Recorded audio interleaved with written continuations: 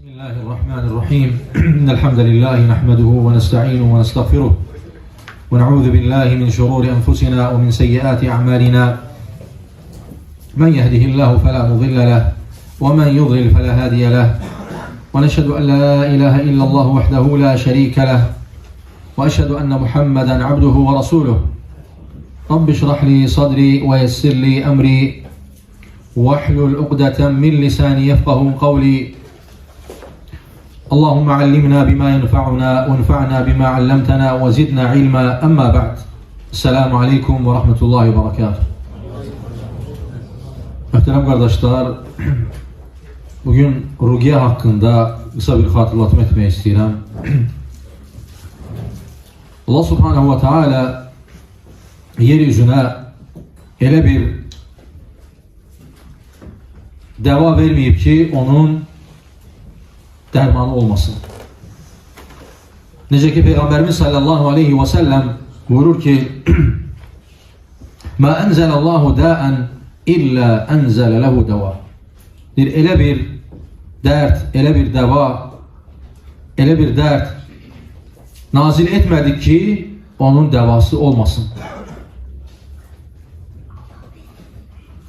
Sonra buyurur ki alimehu men alim, cehilehu men cehil. Onu bilen bilir, bilmeyen de bilmir. Ve birçok hallarda, kardeşlerde, Müslümanlarda her birimizde müeyyen hallar olur ki insan onu bazen tiblə onun muayenesini, mualicesini tapa bilmir. Ve hatta insan illərlə görürsən ki əziyyət çəkir, onun devasını tapa bilmir. Ve sonunda görürsən ki Kur'an-ı Kerim'e yönelir. En sonunda görür hiç yerde çıkış yolu tapa bilmir, sonda gelir Kur'an-ı Kerim'e yönelir. Ki belki burada şəfanı tapdım. Əslində mümin, Müslüman her zaman şəfanı Allah'tan isteməlidir ve sebeplerden tutmalıdır. Düzgün olan, meşru olan sebeplerden tutmalıdır. Allah Subhanahu ve Teala bizlere Kur'an-ı Kerim'de buyurur ki وَنُنَزِّلُ مِنَ الْقُرْآنِ مَا هُوَ شِفَاءٌ وَرَحْمَةٌ لِلْمُؤْمِنِينَ. Biz Kur'an-ı Kerim'i müminlere rahmet ve şefa olarak nazil ettik. Rahmet ve şefa olarak. Onun için her bir sıkıntımızda bu sebepten götürmeyimiz meşrudur ki necə ki Peygamberimiz sallallahu aleyhi ve selleme olub ki sahabeler müeyyen ağrılardan şikayet ediblər ve Peygamberimiz sallallahu aleyhi ve sellem buyurur ki o ağrıyan yere, o ağrı olan bir yere elini koyarak oku Bismillahi arqini min kulli şeyin yu'zini ve min kulli aynin ve şerrin ve hasidin Allah yeşfini. Necə ki sünnədə gəlib bu dua, onu oku ve həmçinin Fatihəni 7 dəfə, Ayetül Kürsünü, İxlası, Fələqi, Nəsi her zaman çalış ki Allah'tan şəfanı umaraq Kur'an-ı Kerim'i sebep olarak tut ve Rabbine tevekkül et. Ve tabii ki dinimizde meşrudur ki, icazelidir ki həkimə getmək, muayene almaq, mualicə almaq, bunlar hamısı dinimizde icazelidir. Necə ki buyurulur ki tedavu, mualicə alın. Ancaq bəzən insanlar elə başa düşür ki həkimə getmək, mualicə almaq icazəli deyil.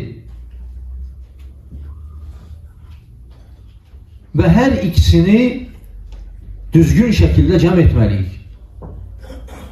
Her ikisini düzgün şekilde cəm etməliyik ki faydasını görək. Yani birini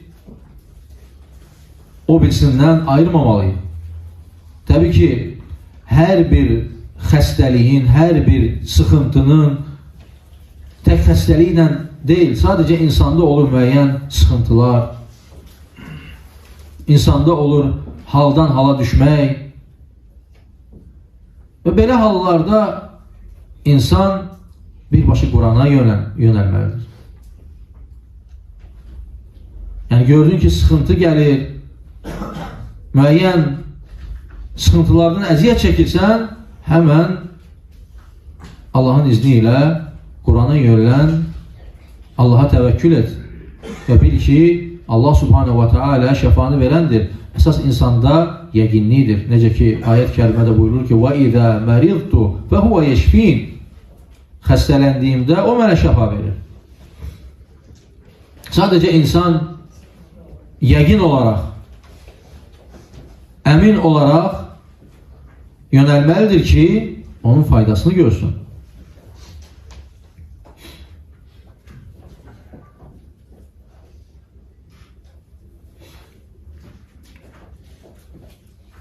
Allah subhanahu wa ta'ala Kur'an-ı Kerim'de buyurur ki قُلْ هُوَ لِلَّذ۪ينَ آمَنُوا هُدًا وَشِفَاءً Ey iman getirenler, قُلْ هُوَ لِلَّذ۪ينَ آمَنُوا de, ey iman getirenler, huden ve şifa. Kur'an-ı Kerim şefa ve hidayet yoludur. İnsan gerek bunu dərk eləsin ve onu düzgün şekilde değerlendirsin. Ve her bir xırda sıxıntıdan dolayısıyla insan görürsən həkimlərə düşür, daha da işini çətinləşdirir. Baxırsan, bəzən bu mənəvi sıxıntı olur, bəzən görürsən insanın hansısa bir üzvündə sıxıntı olur, çətinlik olur və birinci növbədə şəfanı Allah'tan istəyərək ruqiyyə et nəfsinə. Yəni birinci tələsmə ki, başqa yerlərdə şəfanı axtarasan. Və sonra ən əsas biləcəyimiz, möhtərəm qardaşlar, bir məsələ var ki, insan əgər Qur'an-ı Kərimi normal oxuya bilirsə, özü üzərində ruqiyyə etməyi daha gözəldir. Əgər Qur'an-ı Kərimi gözəl oxuyursa, gözəl təcvidlə oxuya bilirsə, özünün etməsi daha faydalıdır. Və insan özü etdikdə ixlası, səmimiliyi daha üstün olur. Təbii ki, əgər insan taqəti olmazsa, sıxıntısı olarsa və özü edə bilməzsə, o zaman müraciət edə bilər ki, hansı ki bizdə də var və hər yerdə, yəni ruqiyyə məsələsində köməkli edən qardaşlar var. Onlara müraciət eləmək olar ki, yəni insan elə hallar var ki, gərək insan o vəziyyətdən çıxsın. Bəzən görürsən, özü də eləyə bilmir və başqasına da qoymur ki, eləsin. Və görürsən, vaxt-vaxtdan halı daha da çətinləşir və nəticə ala bilmir. Çünki ruqiyyə ilə müalicə olunacaq çətinliklər, sıxıntılar tiblə olmur. Əgər o gözdəyməklə olubsa, həsədlə olubsa, sehirlə olubsa, bunlar mütləq, bunlar qayıtmalıdır Qur'an-ı Kərimə, ruqiyyəyə, sünnəyə qayıtmalıdır.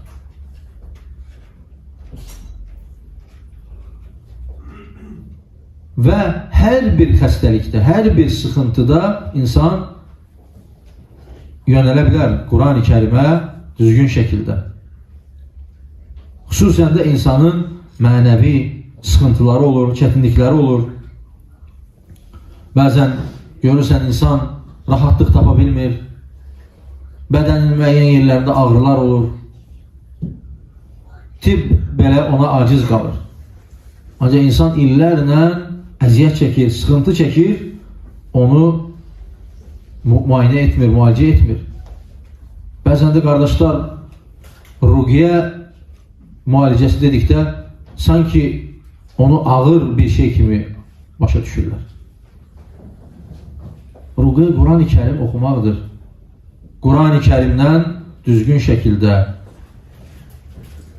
yanaşaraq Quran-ı Kərimdən oxumaq. Hansı ki, icazəli olan, məşru olan, sünnədə gələn dualarla, zikirlərlə, ayət kəlmələri oxumaq. Necə ki, Peyğəmbərimiz sallallahu aleyhi və səlləm öz nəvələrinə Həsən və Hüseyin radiyallahu anhumaya hər zaman onlara bu duanı oxuyardı.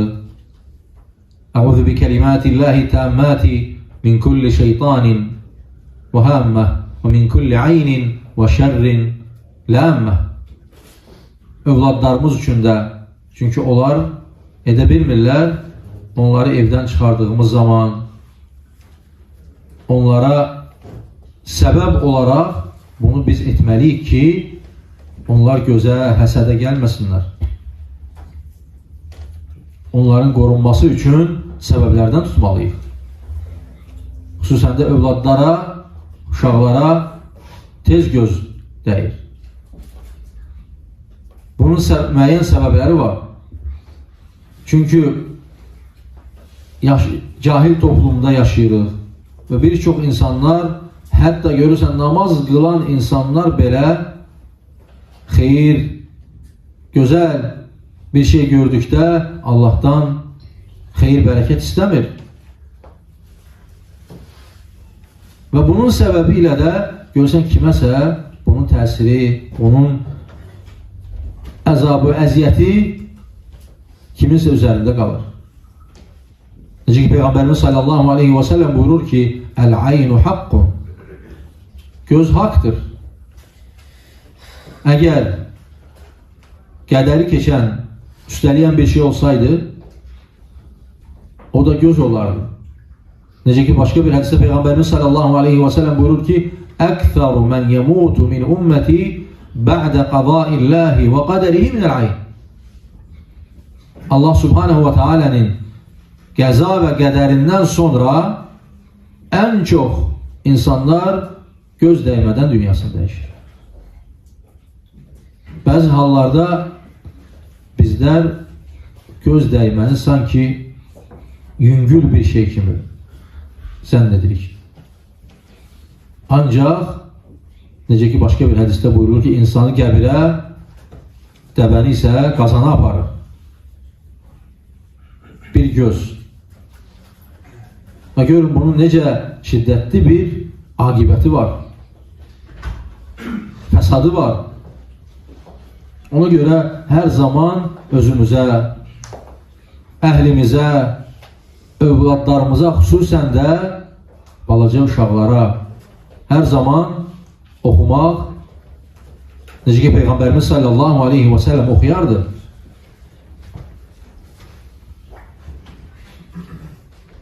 Və sünnədə gələn bəzi dualar ki var, hansı ki, Bismillahi arqik min kulli şeyin yu'zik və min kulli şərrin və min kulli nəfsin əv aynin hasidin Allah yeşfik. Hansı ki, Müslümdə rəvayət olunur hədis.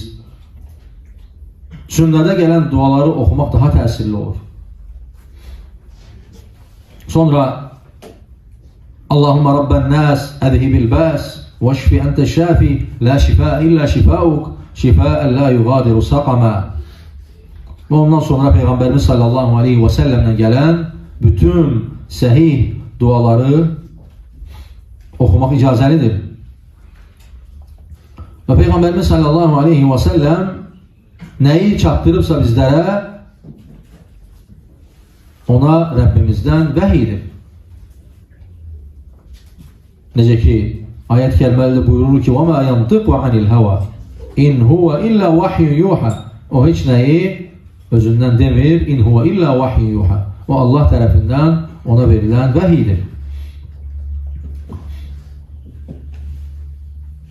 Burada ruqya məsələsində müəyyən şərtlər var ki, insan ona görə diqqət etsin. İlk öncə oxuduğumuz ruqya kitab və sünnəyə zidd olmamalıdır. Quran-ı Kərimə və zikirlərə, sünnəyə muvafiq olmalıdır ki, onun faydasını görək. Sonra oxuyan insan düzgün şəkildə oxumalıdır. Düzgün şəkildə, sünnədə gəldiyi kimi oxumalıdır. Və oxuyan insan da özünü, qalasını düzgün qurmalıdır. Hər kəs mən ruqya edəcəm deyib ruqya edə bilməz. Təbii ki, insan özünə edə bilər. Ancaq kiməsə ruqya edirsənsə, birinci qalanı düzgün qurmalısın. Yoxsa sənə əks təsiri ola bilər. Düzgün şəkildə qalanı qurursan, necə ki, səhər axşam zikirlərini düzgün şəkildə edirsən, sonra Allaha təvəkkül edirsən. Sonra möhtərəm qardaşlar, bir də insan, mümin, heç zaman qardaşları haqqında çalışmalıdır ki, su üzəndə olmasın. Ki, filan yere getdim, mənə göz dəydi, həsəd oldu, filan kəs mənə bunu etdi. Bu cür zənnlərdə olmamalıyıq. Bu da şeytana açılan bir qapıdır. İnsan belə zənnlər insanda olduğu zaman görürsən belə getdikcə onda bu sıxıntılar artır. Bu sıxıntılar artır və görürsən ki, insan artıq hansısa bir yere getməkdən qorxur. Deyir ki, mən filan yere getsəm, filan şey baş verəcək. Sanki o onun beynində formalaşıb. Bunların qarşısını almaq üçün alimlər buyururlar ki, insan ətrafına baxmadan birinci özünü düzəltməlidir. Yəni, öz qalasını düzgün qurmalıdır. Artıq kim sənə necə baxır, nə edir, sənin üçün nə fikirləşir, artıq sənin, o sənin fikrində, zikrində, beynində olmayacaq. Əgər düzgün şəkildə qalamızı qursaq, Allaha təvəkkül etsək, Allahın izni ilə sənə heç nə zərər verməz. Necə ki, Bəqərə surəsi 102-ci ayət kərimədə Rəbbimiz buyurur ki, وَمَا هُمْ بِضَارِّينَ بِهِ مِنْ أَحَدٍ إِلَّا بِإِذْنِ اللّٰهِ Allahın izni olmadan heç kim və heç nə sənə zərər verə bilməz.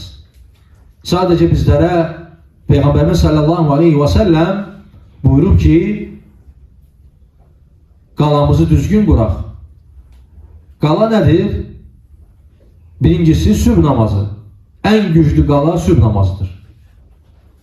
Necə ki, alimlər gətirirlər ki, ən güclü insanın qalası sübh namazıdır. Əgər sübh namazı yerində olmazsa, artıq qala bu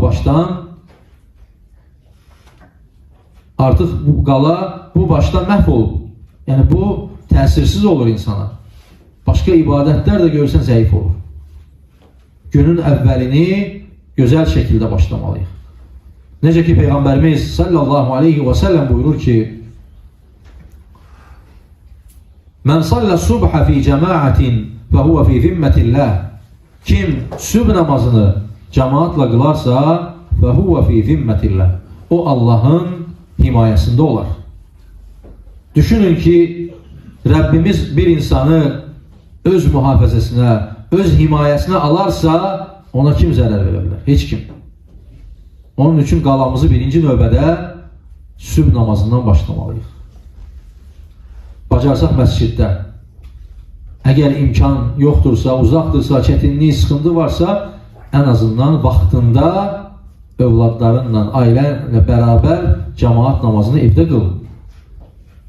və bunu gecikdirmə. Çünki sübh namazı hər zaman möminə, müsəlmana, hər bir insana ağır gəlir. Çünki çətin bir məqamdadır. İmtihan məqamındadır. Və birinci buradan başlayırıq qalanı qurmağa. Ondan sonra sübh namazını qıldıqdan sonra necə ki sünnədə gələn səhər axşam zikirləri var. O bizim üçün bir neymətdir.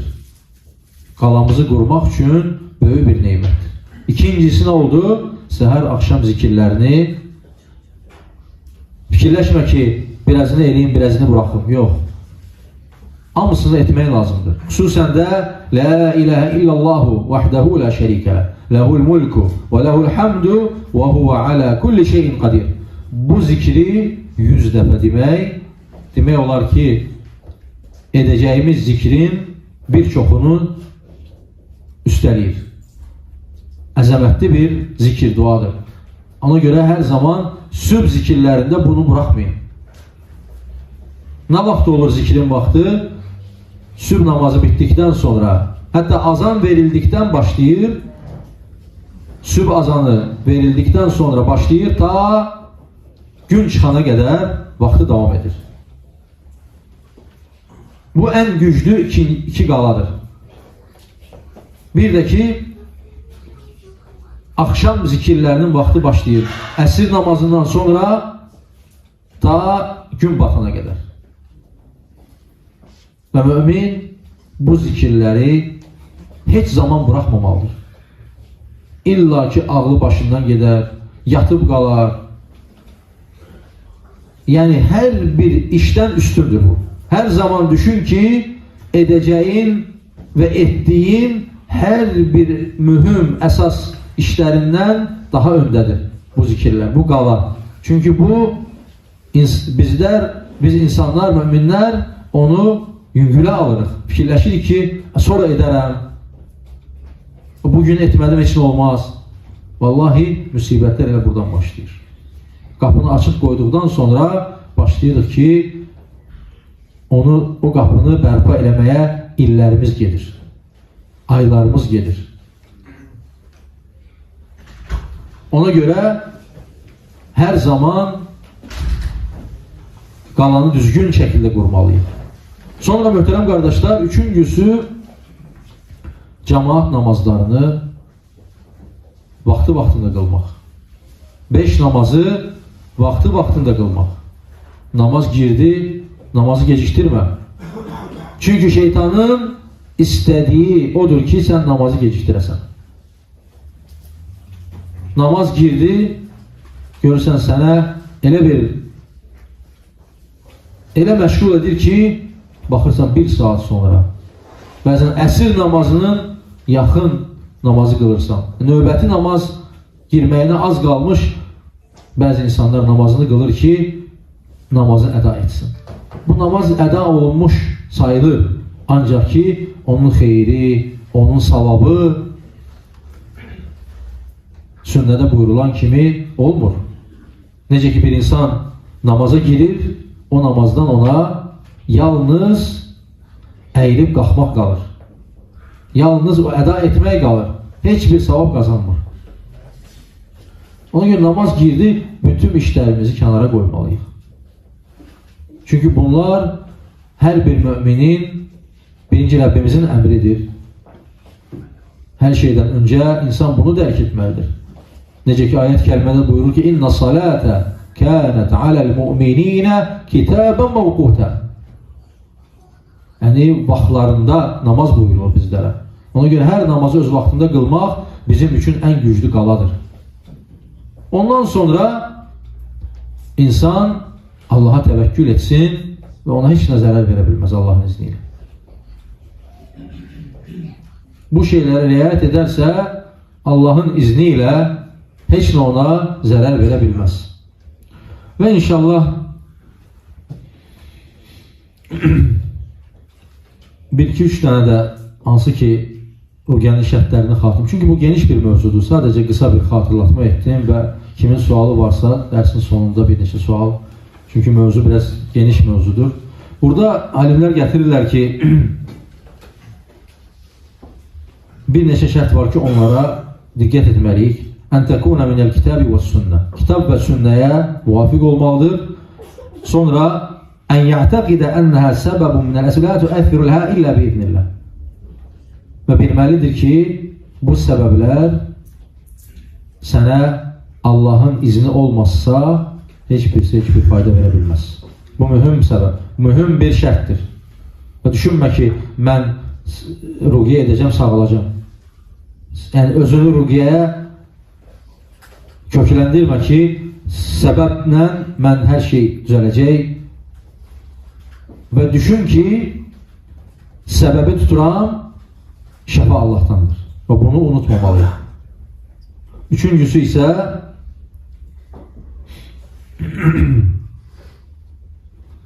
ən təkuna bi lüğətin ərabiyyetin məhfuzatun əlfazuha. Yaxşı olar ki, şərtlərdən odur ki, yəni ərəb dilində olsun, yəni Quran və sünnənin dilində olsun ki, təsirli olsun. Və inşallah bununla kifayət